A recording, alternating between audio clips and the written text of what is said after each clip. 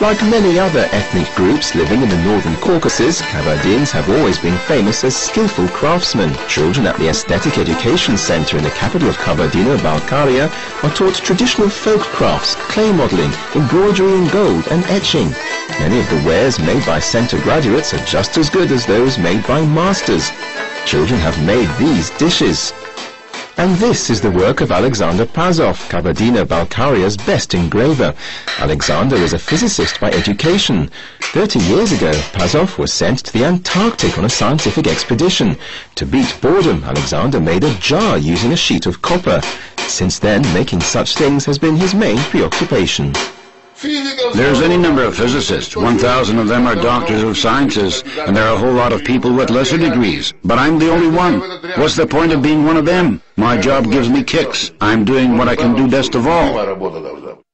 Today, Alexander Pazov is one of Russia's 2 masters who know the art of making plates using the cold hammering method. The other one is his son. The sound of a hammer is heard in his tiny workshop all day long. Such work implies that you have to hit each square centimeter of metal more than 4,000 times. Come in here. Pazov's wares are to be found in the world's best museums, but no museum is a match for what the master has at home. See this plate? You can put it on a table and use it as a utilitarian thing, but then you can also use it as an ornament on the wall.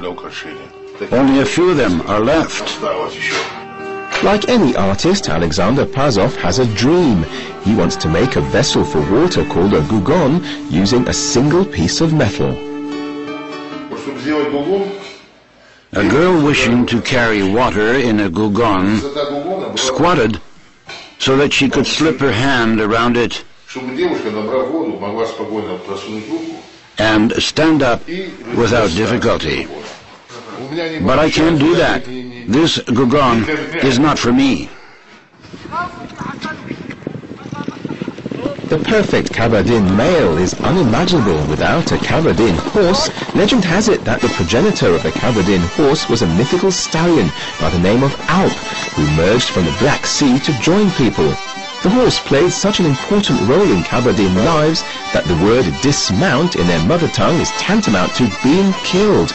Kabardins still claim that human blood circulates in the veins of their horses. Come on, let's go. The Kabardin horse was a symbol of unpretentiousness and stamina. Horses of that breed grazed out in the wild and needed little attention on the part of humans. Above all, this is a combat horse, a horse for warriors, battles, and victories. There are many legends concerning the Kabardin horse. The hooves of such horses are said to have been concave. If a Kabardin horse stepped on a hen's egg, he didn't crush it. Kabardins claim that during military campaigns, a combat horse could sense an enemy from a distance and duly alert the horseman. The horse has his likes and dislikes in relation to his master. Once a man acquires a horse of the Kabardin breed, he feels attached to him and never abandons him. On many occasions, Kabardin horses carried their masters away from the battlefield, even if they were already dead, but still in the saddle. There's something special about the Kabardin saddle. Essentially, it's a wooden base made of 4 boards and covered with leather. Kabardins like to ornament the saddle and were ready to pay any sum of money for that. Silver ornaments, though, are not the most expensive part of the saddle. It's a special pillow filled with the hollow hairs of a reindeer or a wild ox. In the old days, saddles of this kind cost quite a lot. A good saddle could be exchanged for a pedigree racer. Moreover, sometimes 15 to 20 oxen were given for a saddle. That kind of saddle design enabled Circassian warriors to charge on the move. They could swing around in the saddle or pick up any object from the ground by shoving their heads under the horse's belly.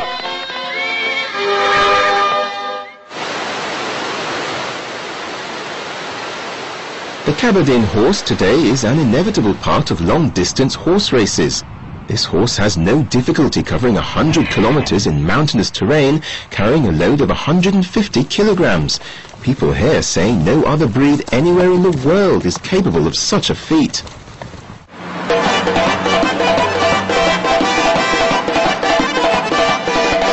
Stabbing weapons are yet another object of Kabardin pride. Felix Narkov is regarded as the world's best expert on Kabardin blades. 7 years ago, Felix and friends set up a laboratory called the Path of the Warrior to recreate traditional Kabardin weapons. Here we must make another camber, but here it'll be straight, like a bayonet. Anzor Gietasheyev, the blacksmith, is moulding a Kabardin saber. The bend of its blade makes it possible to slash, cut and thrust at the same time.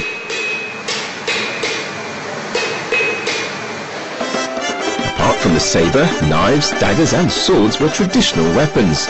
Local warriors like to say that a sword must be as light as a feather, as elastic as a vine and as sharp as a razor blade.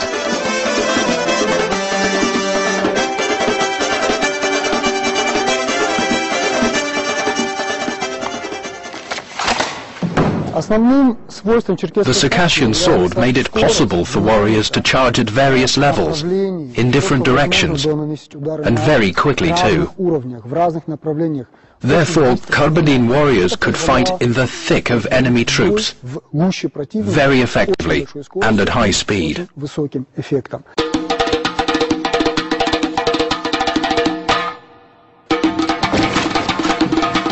Initially, the sword was an agricultural implement. It was used to cut vine. It was a kind of machete, in fact. This gave rise to the cut and thrust charge, which was then developed on horseback and on the ground.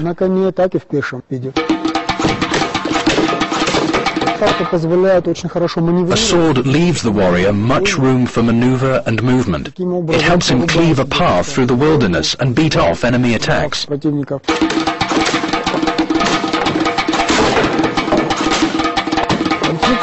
The sword's design made it possible to strike in a very unexpected fashion, such as from under a felt cloak. Duels were part of the Kabardin tradition. They were called the edge of the felt cloak. A felt cloak was spread out on the ground and opponents stood on its edges. Jabs were prohibited. Only slashes were allowed. To step off the felt cloak was seen as a loss of honor and face.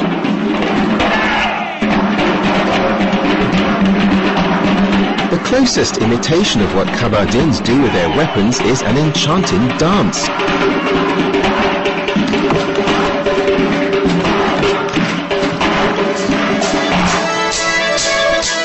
Genuine Kabardin dances are marked by soft ride and gravity.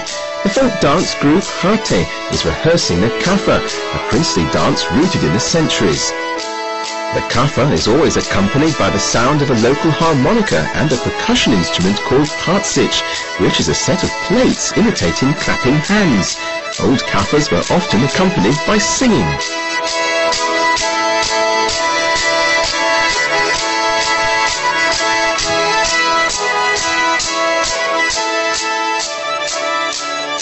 The kafa is a concentration of everything that stands for Kabardin. It's a mood. It's how they perceive themselves on this earth. It's a concentrated expression of the dignity of these people. The choreography of Kabardin dances was never committed to paper. Much of it was lost in the 20th century. It had to be restored on the basis of the few drawings made by visiting artists and the genetic memory inherent in the Kabardin people. You don't like taking pictures, do you? I hate it. There is a 4-year-old boy by the name of Tamerlan Kalmukov. He's a real gem. Once he came to us to show how he could dance.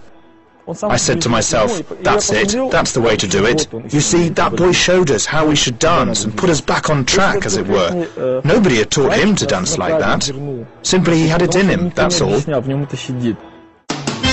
Now Tamerlan is one of the Republic's celebrities. He's always invited to the plushest wedding ceremonies, where he shows off his fiery dances. So serious! It's obvious that Tamerlan feels bored at a wedding ceremony. He gives the bride the inevitable bunch of flowers and tries to hide from pestering fans. He only awakes when he hears the sound of music. It's then that he starts his foot-tapping dances to applause from the audience.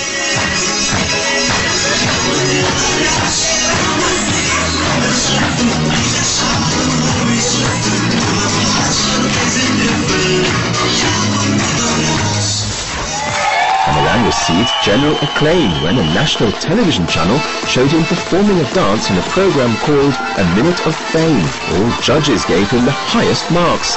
He did not get 1 million, but instead became a high-profile star of national stature. Tamerlan, I see some inscriptions on your back. What's this stuff about? Can you tell us about it? It's the family sign. Means that I'm Kalmykov.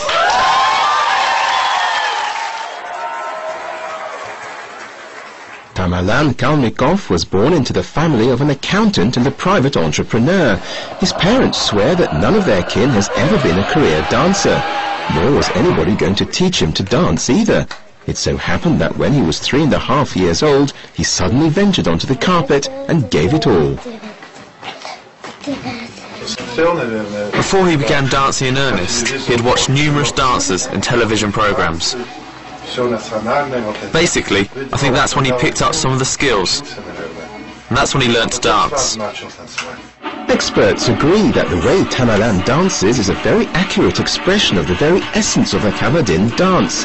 As for his parents, they feel the soul of a great Kabardin dancer who lived a long time ago resides in their son. Tamerlan himself did not contemplate the career of a dancer when he was 4 years old.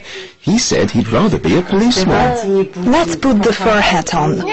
No, no. I look like a child. In the afternoon, Tamerlan attends a rehearsal. Later he'll take part in a major show in Nalchik, the Robert Sarop Show, which is a mix of Caucasian traditions of dancing and brand new audio-visual effects. Anzor, could we start our rehearsal now? I think so, yes. Sarop has taken part in several Broadway theatre productions. This time he's taken a free and easy view of his compatriots' traditions by changing almost completely the choreography, the music and the costumes. The upshot is a lively show, but it's the target of vitriolic criticism by ardent supporters of tradition.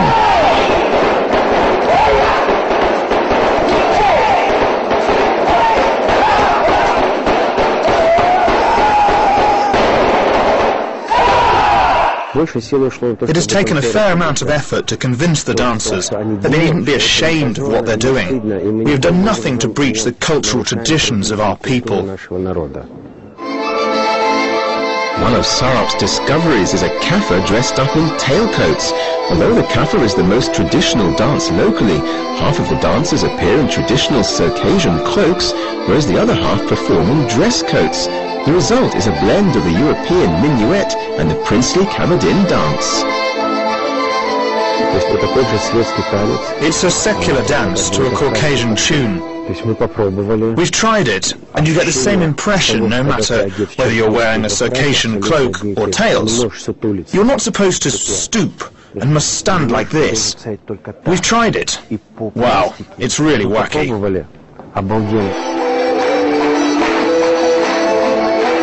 At the end of the show, the main hero, it's not clear whether he's a jester playing music in the streets or a character from an Italian comedy, flies away.